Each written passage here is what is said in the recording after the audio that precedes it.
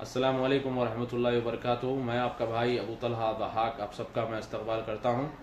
ناظرین، آج ہمارے ساتھ ایک دنیا کی کافی مشہور شخصیت شیخ توصیف الرحمن الراشدی ہمارے ساتھ موجود ہے، جو کوئی تعارف کے محتاج نہیں ہے، اور ماشاءاللہ آپ سب جانتے ہیں شیخ توصیف الرحمن کی ویڈیوز، اور ماشاءاللہ آپ کی جو خدمت رہی ہے توحید کو پھیلانے میں، سنتوں کو پھیلانے میں اور بدعات کا خاتمہ کرنے میں، الحمدللہ آپ کی جو خدمت رہی ہے، تو آپ کوئی تعارف کے محتاج نہیں ہیں۔ اور ماشاءاللہ شیخ ابھی یہاں ایسٹرن پروونس میں آئے ہوئے ہیں، تو ہم نے سوچا کہ اس موقع کو غنیمت جانتے ہوئے، اور یہ ہماری خوش قسمتی ہے کہ شیخ ہمارے ساتھ موجود ہے، اس موقع کو غنیمت جانتے ہوئے میں شیخ سے جو یعنی کہ اس وقت کا جو سلگتا ہوا موضوع ہے داعش اور ISIS کے تعلق سے، میں شیخ سے سوال کرنا چاہوں گا۔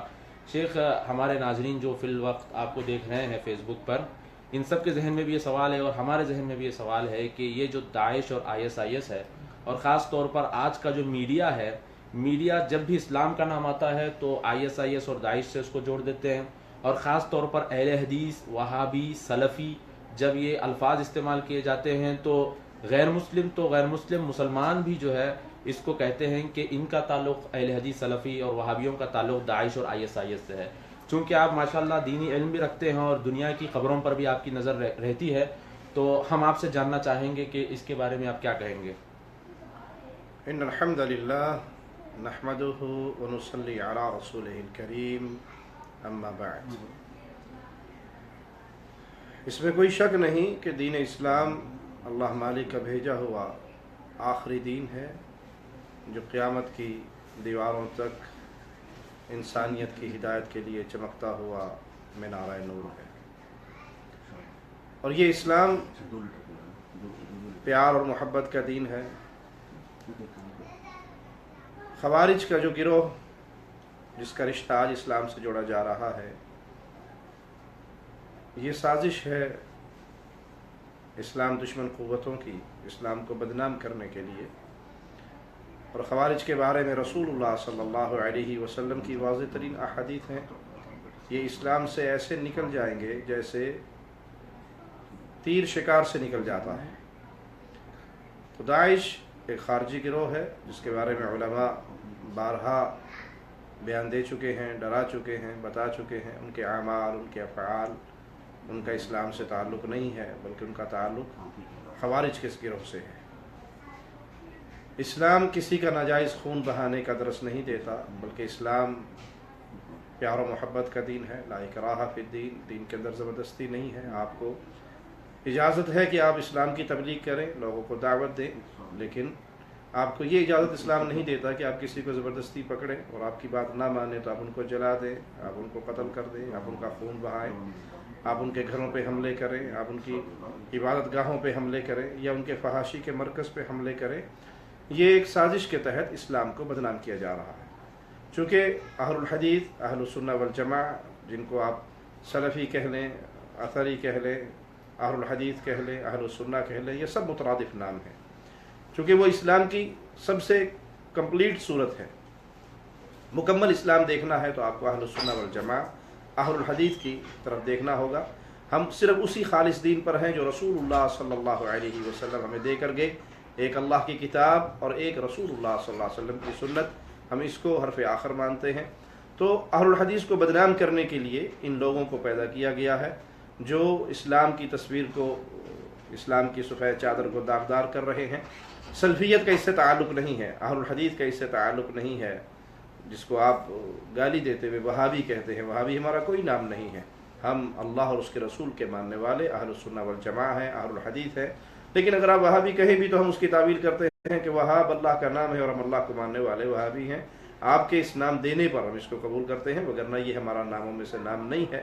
ہمارا نام اہل السنہ والجماعہ ہے، اہل الحدیث ہے، آپ ہمیں اثری کہہ لیں، سلفی کہہ لیں۔ تو چونکہ ہم اس خالص کتاب و سنت کی دعوت کو اپنے سینے سے لگا کر بیٹھے ہیں، اور جب بھی دنیا میں اصلاح ہوگی تو اسی خالص اسلام کے ذریعے ہی اصلاح ہوگی۔ تو اس کو بدنام کرنے کے لیے ایسے گروہوں کو پیدا کیا جاتا ہے، ایسے پارٹیز اٹھائی جاتی ہیں جو اسلام کی سفید چادر کو داغدار کریں۔ اسلام کسی کا خون بہانے کی اجازت نہیں دیتا، کسی پہ ظلم کی اجازت نہیں دیتا۔ اسلام تو جانوروں تک کو ظلم اور ستم کرنے سے مسلمانوں کو منع کرتا ہے کہ تم جانوروں پر بھی ظلم نہ کرو۔ پیارے نبی صلی اللہ علیہ وسلم راستے سے دیکھتے ہیں گزرتے ہوئے کہ چیونٹیوں کا ایک گھر ہے جس کو کسی نے جلا دیا، تو اللہ کے حبیب علیہ الصلوۃ والسلام نے لعنت کی اس شخص پہ جس نے یہ کام کیا۔ جس دین کے اندر چیونٹیوں کو جلانا جائز نہ ہو، وہاں اپنے دشمنوں کو جلانا اور اپنے مخالفین کو جلانا، ان کو پانی میں ڈبونا، ان کو ٹینکوں کے نیچے کچلنا، یہ کون سا دین ہے؟ یہ دین کو بدنام کرنے کا ایک طریقہ ہے۔ آپ کفار کو اسلام کا پیغام دے سکتے ہیں، کفار کو اسلام کی دعوت دے سکتے ہیں، نان مسلمز تک آپ جائیں، اسلام کا پیغام دیں جو رسول اللہ صلی اللہ علیہ وسلم کا تعلیم و تربیت اور طریقہ ہے، آپ وہ اختیار کریں۔ لیکن آپ ان کے گھروں میں جا کے، ان کے بازاروں میں جا کے، یا ان کی بے حیائی کے مرکز بھی صحیح، وہ نان مسلم ہے، ان کو سب سے پہلے تو اللہ کا تعارف کروانا ہے، آخرت کی فکر کروانی ہے، اور آپ ان اڈوں پہ جا کر بم دھماکے کریں تو آپ اسلام کی خدمت نہیں کر رہے، بلکہ ایک سازش کے تحت آپ جانتے بوجھتے استعمال ہو رہے ہیں اسلام کو بدنام کرنے کے لیے۔ تو ان گروہوں سے نہ اہل الحدیث کا کوئی تعلق ہے، نہ اہل السنہ والجماعہ کا کوئی تعلق ہے، نہ سلفیوں کا کوئی تعلق ہے، بلکہ یہ خوارج کا گروہ ہے جن کو اسپیشل پیدا کیا جاتا ہے، جن کو پروان چڑھایا جاتا ہے اسلام کو بدنام کرنے کے لیے۔ اور یہ کوئی پہلی کڑی نہیں ہے، اس سے پہلے اس طرح کے بے شمار گروہ آ چکے ہیں۔ اسلام عوام اور حکمران کے درمیان حقوق بانٹتا ہے۔ کچھ کام ایسے ہیں جو اللہ نے عوام کے ذمہ لگائے ہیں، کچھ کام ایسے ہیں جو اللہ نے مسلمان حاکم کے ذمہ لگائے ہیں۔ تو یہاں یہ یاد رکھیے، مسلمان حاکم کے ذمہ حدود کا قیام ہے۔ اسلام کے جتنے ایسے معاملات ہیں جس کا تعلق حدود سے ہے، وہ جہاد کا معاملہ ہو، یا کسی پہ سزا، کسی کے اوپر حد قائم کرنے کا معاملہ ہو، وہ زانی کا سزا دینے والا معاملہ ہو، وہ حاکم وقت کا کام ہے۔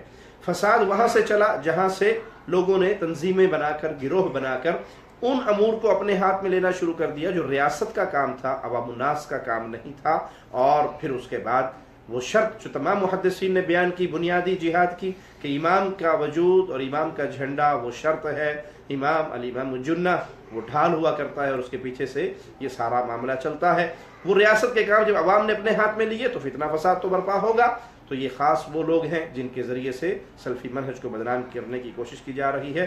سلفیت برات کا اعلان کرتی ہے ایسے لوگوں سے، اہل الحدیث بری ہیں ایسے لوگوں سے، اور ہم اسی دعوت پہ زندہ ہیں جو رسول اللہ صلی اللہ علیہ وسلم نے دی، کہ آپ توحید کا پیغام دیں، آپ عقیدے کا پیغام دیں، آپ اپنے اچھے اخلاق کے ذریعے لوگوں کو اسلام کے قریب کریں، غریبوں کی مدد کریں، مسکینوں کی مدد کریں، یتیموں کا سہارا بنیں، اور اسلام کی توحید کے پیغام کو عام کریں۔ جزاک اللہ خیر شیخ۔ ایک بس چھوٹا سا سوال میرا یہ بھی ہے کہ آج لوگ کنفیوز ہے کہ اعتدال والا اسلام ہے اور تشدد بھرا اسلام، کیا ایسی بھی کوئی چیز ہے دنیا میں؟ دیکھیے، اعتدال والا اسلام سے مراد کیا ہے؟ وہ اسلام جو رسول اللہ صلی اللہ علیہ وسلم دے کر گئے، ہم اس اسلام پہ قائم اور دائم ہیں۔ اور جس اسلام کا نام لے کے کچھ لوگوں نے تشدد کو پھیلایا ہے، جس اسلام کا نام لے کے جس اپنے عمل پہ اسلام کا چولا چڑھا کے لوگوں نے اسلام کو بدنام کرنے کی کوشش کی ہے، ہم اس اسلام سے برات کا اعلان کرتے ہیں۔ میں آپ کو مثال دیتا ہوں سمجھانے کے لیے تاکہ بات سمجھ آ جائے۔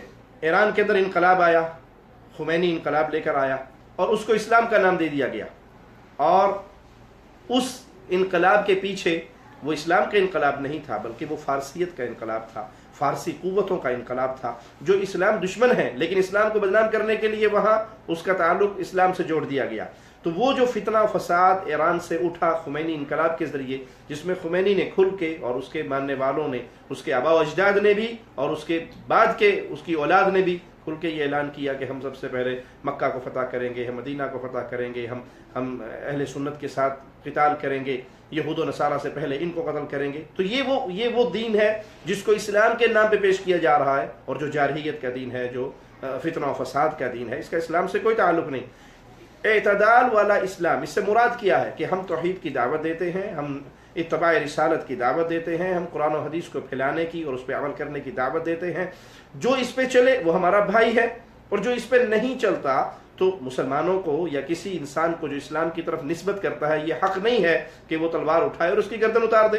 آپ ایک چور کو چوری کرتا دیکھ رہے ہیں اور وہ بھاگ رہا ہے، آپ اس کا ہاتھ پکڑ کے اس پہ حدود کا نفاذ کریں کہ میں نے ہاتھ کاٹ دیا چور کا، تو آپ تشدد کے راستے پہ چل رہے ہیں، کیونکہ یہ آپ کا کام نہیں، یہ حاکم وقت کا کام ہے۔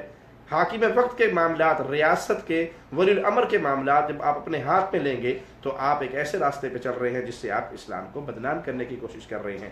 اعتدال کا اسلام توحید کی دعوت، نبی کریم صلی اللہ علیہ وسلم کی اتباع کی دعوت، مسلمان حاکم کی فرما برداری کی دعوت ہے، اس پہ ہم زندہ ہیں۔